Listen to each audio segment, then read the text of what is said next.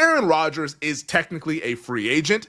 We all believe he's going to go to the Pittsburgh Steelers at some point this offseason, but technically, Aaron Rodgers is a free agent. You're a Jets fan. You watched him play last year. Does Aaron Rodgers move the needle for you? And if so, how does that figure into the Pittsburgh Steelers in 2025? He moves the needle only because of how desperate the Steelers are for a quarterback. Like if you brought him to a team that obviously already had, I don't want to say an established starting quarterback, but let's say the Indianapolis Colts, probably wouldn't move the needle as much. Like I think the Colts would prefer one of their younger quarterbacks to take that job and win it. But with Pittsburgh, where it's rookie Will Howard and veteran Mason Rudolph, yeah, Aaron Rodgers is going to move the needle in that room for sure. I think it's situationally dependent. But yes, because of the position that he plays and because of the upside that he offers, Aaron Rodgers is absolutely a needle mover. But I'm obviously scarred after what I've seen with the Jets over the last 2 years and how I've seen this circus play out on McAfee's show. I personally wouldn't touch him with a 10-foot pole. But yes, Aaron Rodgers is a needle mover in Pittsburgh. Yeah, I think it's a pretty easy call in this one. Like Rodgers moves the needle. I'm someone who wants to bet the over on their win total if they sign Aaron Rodgers, when they sign Aaron Rodgers. Just get it done. I'm waiting for that moment. When the notification hits, Aaron Rodgers to the Pittsburgh Steelers, I will be looking to bet the season win total over on Pittsburgh. They just need somebody who could just like play to the base level of what they got last year. Like this team last year won 10 games with Russell Wilson and Justin Fields. Yes, like Aaron Rodgers can do what those guys did. And even if he does it to that same level, like maybe they win 9 games. It still goes over the win total because the win total currently 8.5 on the Pittsburgh Steelers. And as everyone has said, for like now, like running on 7-8 years, Mike Tomlin has never finished below 500 in his NFL career as a head coach. So I've never heard that one before. Yeah, right. Never heard that before. For the umpteenth time, here's this fun stat. Mike Tomlin, never been below 500. Rodgers moves the needle, especially with the Pittsburgh Steelers. How about Nick Chubb, the guy that we started this conversation talking about, unlikely to return to the Cleveland Browns? There's been rumors of Chubb going to the Chicago Bears. I know Cowboys fans have talked, hey, would we ever sign Nick Chubb? NFL Network's Jane Slater said Nick Chubb has never been under consideration for the Dallas Cowboys. Does Nick Chubb in 2025 move the needle for you? No, he really doesn't. I think he's like 3 years removed from his needle moving capabilities. And obviously injuries matter. I think the situation matters, but also the position matters. Like he plays a position where it's kind of a dime a dozen. So unless you are an impact type of running back, you coming to a new team is not going to move. Unless you're Saquon Barkley or Derrick Henry, you are not a needle mover at the running back position. Even guys that are younger, healthier, and in better form wouldn't necessarily be needle movers at that position, because I think the running back position might have the fewest amount of needle movers in the entire league, or maybe the percentage of how many running backs there are compared to how many guys actually move the needle. Again, I would say maybe it's 2 that really have moved the needle over the last few years, and they were both last year, and they were both pretty impressive, but I don't think Chubb's in that category anymore. It's hard for the running back to move the needle. Like, I don't think he moves the needle. J.K. Dobbins, I put him in the same boat as well. Like, he's also come off a pretty bad injury. Like, he's had a number of injuries with his knees. Dobbins does not move the needle. There's a reason why the L.A. Chargers went out there, drafted a running back, signed a running back. They said, like, let's go ahead and upgrade the position. Both those guys, unfortunately, not needle movers. If I had to choose between one of the two, though, I think I would actually go with Chubb. Even though Chubb looked pretty bad last year, and Dobbins, we at least saw him play and have some good moments a season ago. Chubb just has the higher ceiling for me because I think he's a better player, at least like when they're at full strength and full health. So I would probably lean more towards Chubb than I would Dobbins. But both guys, wherever they sign eventually later on this offseason, they do not move the needle for me whatsoever. And I'm sure they'll probably sign like maybe in a couple months, because at this point, if you missed out on all the free agent money, why sign now? Just wait for all the spring activities to be done and just sign before training camp and show up for training camp. You don't have to deal with all the other OTAs and mini camp and all that stuff. Enjoy your summer vacation, sign in July, and get it cracking for the upcoming season. Dobbins in the same boat for you. We can move on if so. Yeah, no, I honestly think there's really only 2 running backs in the league, maybe over the last decade, in terms of free agents that have moved the needle, and they both were last year. Yeah, Derrick Henry and Saquon Barkley, who all he did was run for 2,000 yards. What about this one? This one's interesting. Free agent cornerback Asante Samuel Jr. coming off an injury-riddled 2024, only played in 4 games. He's on the open market. Does Asante Samuel Jr. move the needle for you? He had a really rough year last year. His prior 2 years with the Chargers were very productive. Above average coverage grades.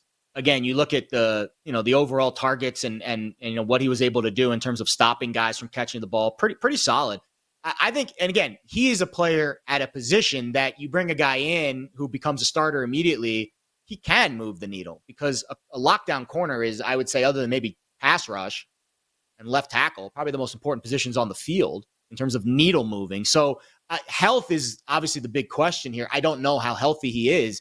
If he is healthy and he links up with the right defensive coordinator, yeah, I think he could be a guy that could come in and be maybe not a CB1, but a CB2 and really help a team's defense kind of mature as they look to fix their back end.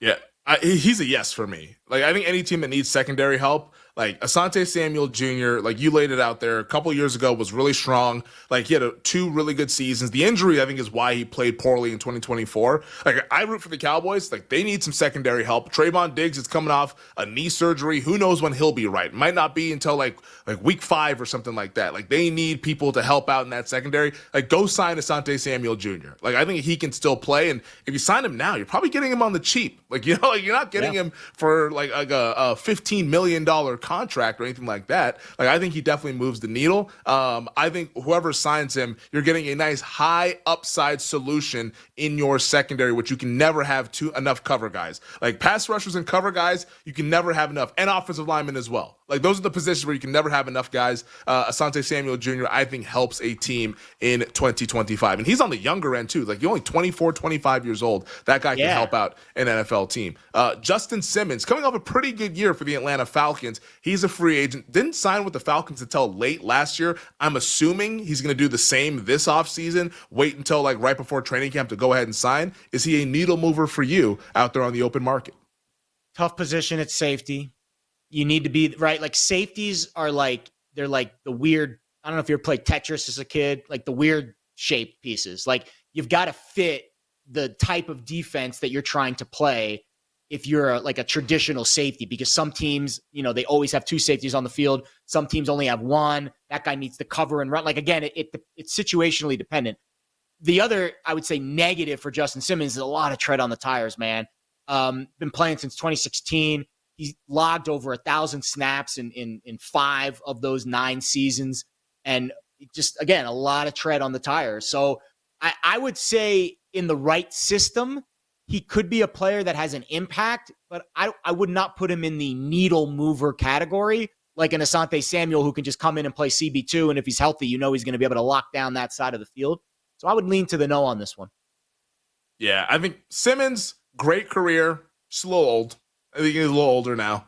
Like, there's a reason why he's not signing until late in this offseason. Like, he doesn't move the needle for me. Like, he didn't move it last year either when he had a good season with the Falcons. Like, it's like, sure. It's just not going to do much. Like, and like look at that Falcons defense. Were they great? No, they weren't, actually. It's no, like, Simmons doesn't do it for me.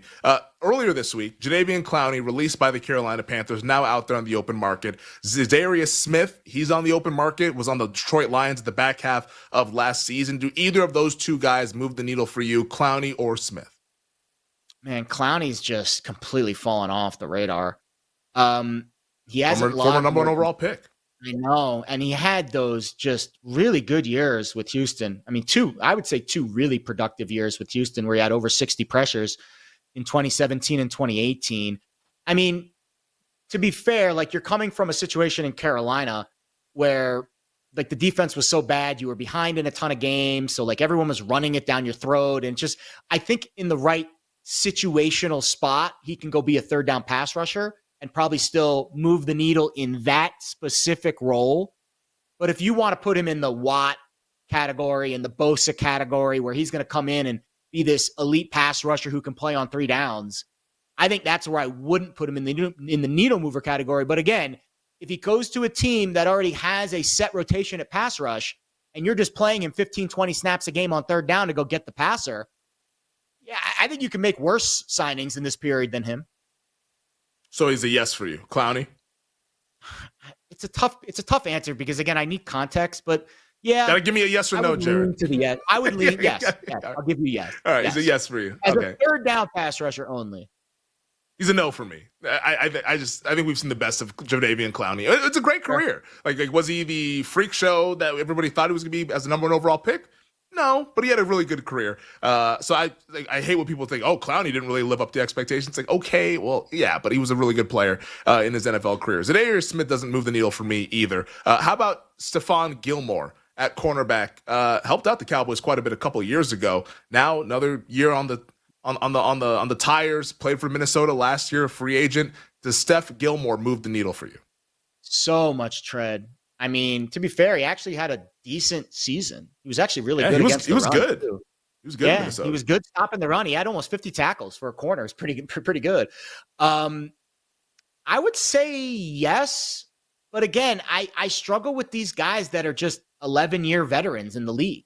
Like, how much can you honestly ask of him at this point to be on the field? He was on the field for almost 1,000 snaps last year. Over the last 3 years, 5 different teams over the last 5 seasons. And over the last 3 years, 900 snaps with Minnesota, 1,000 snaps with Dallas, 1,000 snaps with Indy. I mean, I'm 39. He's 35, and I don't know how he's still kicking after those types of 3 years. Like, I would be on the shelf for like an entire calendar year after playing 3,000 snaps over a 3-year period at this stage of his career. So if he does have any tread left on the tires, yes, he's a needle mover, but that's I have high skepticism that he can still play at that level. So I would say no on Gilmore. Yeah, I'd agree on no as well. I don't say it with confidence because he's proven us wrong to this point, but sure. I don't think he's a needle mover. Final one, Amari Cooper, free agent, recently played with the Buffalo Bills. Does he move the needle for you, yes or no? I want to say yes on Cooper. He's still young, and he just turned 30. So like you would think that he has the ability to, still give you a year or two of high level football. But we thought that was going to be last year with Buffalo. And it turned out to be a nothing burger. Like he didn't know the playbook and he was lining up wrong. Like, I think that's the biggest question is how acclimated can he get to a new system this quickly with a very short time span until the season starts?